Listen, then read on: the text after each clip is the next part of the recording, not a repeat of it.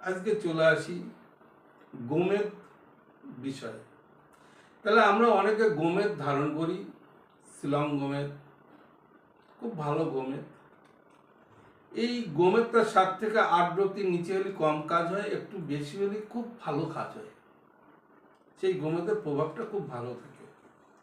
তাহলে 7 থেকে 8-এর আমরা বেশি যদি নিই বা ওই 7-8 রতি যদি আমরা গোমেদ ধারণ করি, কী দিয়ে ধারণ করব?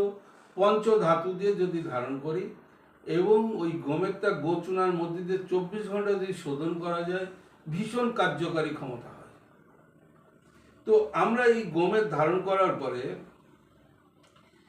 যেদিন আমরা ধারণ করব ঠিক তার 3 বছর আমাদের প্রভাব থাকবে এবং এই গোমেদের শক্তি থাকবে এবং কাজ করবে।